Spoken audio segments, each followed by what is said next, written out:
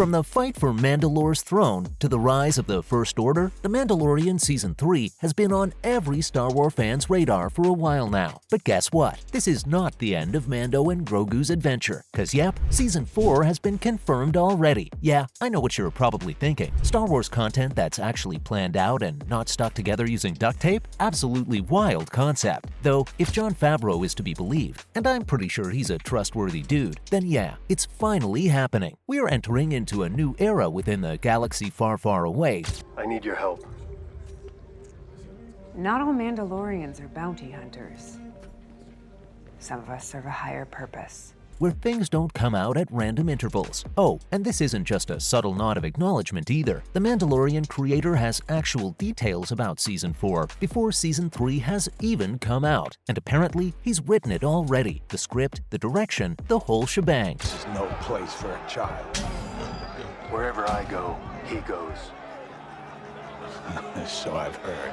I mean, getting confirmation for new Mandalorian content in advance is obviously a great thing. After all, Din Djarin's story is about to ramp up to new heights in Season 3. Not to mention, we're heading into that unexplored territory of the timeline as well. You know, right when things are about to get dicey as the First Order starts gaining ground. With that said, it's not the announcement of new Mando content that's so exciting. Like, most people could have figured that one out. The real reason why this announcement is so exciting is that The Mandalorian is gonna tie in with two other Star Wars shows. Yep, the franchise is finally getting the MCU treatment from Disney, and honestly, I'm here for it. I've been quested to bring him to his kind. If I can locate other Mandalorians, they can help guide me.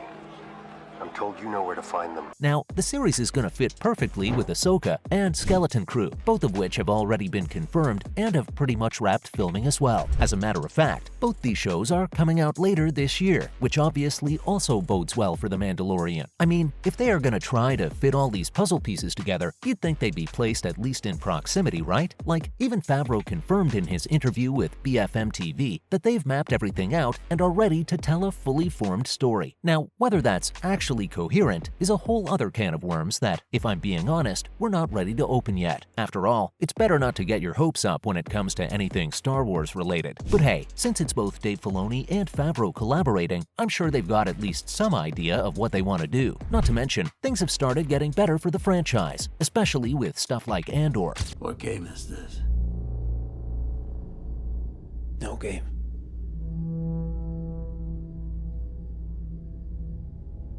Kill me.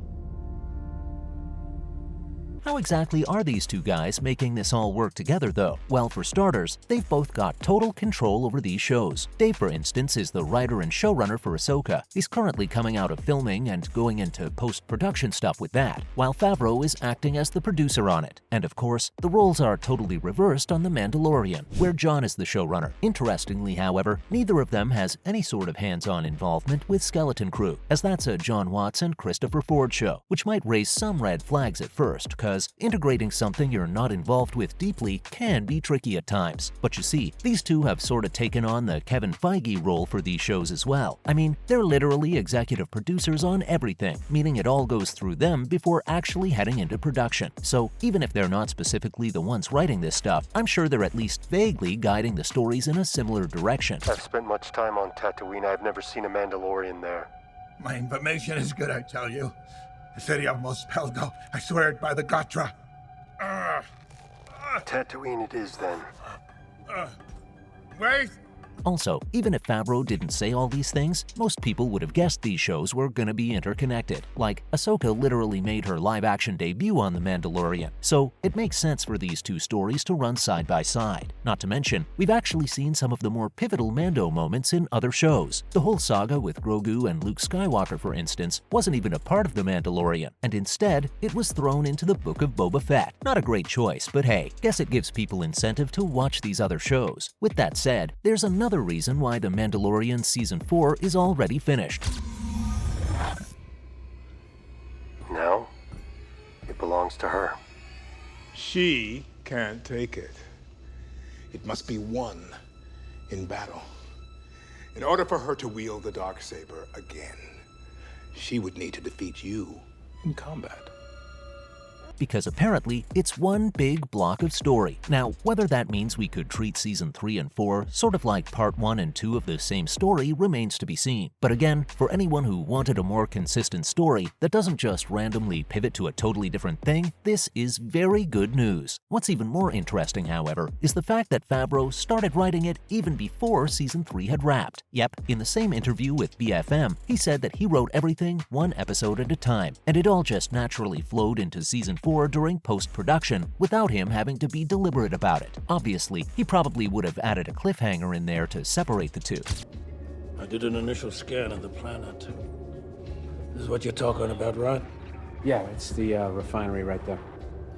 Besides, after season 2, which felt like it was the end for Mando, this will be a nice change of pace. You know, just having that confirmation that this is not the end, and you've got another season to watch. Oh, and of course, it opens up so many possibilities in terms of story as well. I mean, they've essentially got a runway in front of them now, and they're not constrained by a limited runtime anymore. It's actually kinda similar to Andor.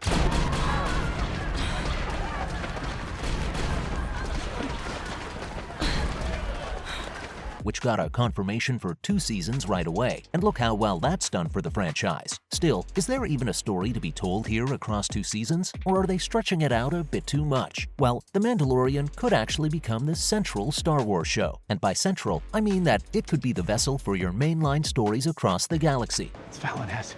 Who? Fallon Hess. I used to serve under him. Will he recognize you? I don't know. Sure, Season 3 will tackle the fight for the throne of Mandalore, and we'll learn about Grogu's origins as well. But with Season 4, you'd expect things to ramp up beyond that point to a galactic scale. Now, that could just mean watching the First Order rise from the sidelines, or if they really want to make the show feel important, we could actually see the whole saga with Luke's Jedi Academy and even Ben Solo. Again, the possibilities here are endless. Oh, and let's not forget, the entire reason why Grogu was kidnapped in the first place was for experiments on Force cloning. So could we see Snoke in The Mandalorian? Well, maybe that's a bit too ambitious, but hey, a fan can dream, right? Then again, some would say that this show should stick to its strengths and not fall into the trap of becoming another cog in the Skywalker saga, which, I mean, fair enough. With all that being said, however, when is Season 4 even gonna come out? It could be sooner than expected. Seriously, just think about it for a sec. If it's already written and takes place around the same time as Ahsoka and Skeleton Crew, then wouldn't it make sense for it to release in close proximity as well? Okay, let's map it out. Season 3 starts in March and is supposed to end on April 19th. Plus, the other 2 shows are slated for later this year, so they could start filming The Mandalorian Season 4 pretty soon and have it all done by March 2024, which, to be fair, is a super quick turnaround. But hey, if they want to keep the hype cycle around this era relevant, then this scheduling makes total sense. And that, folks, is how The Mandalorian Season 4 could shock us all. We need coordinates from Moff Gideon's cruiser.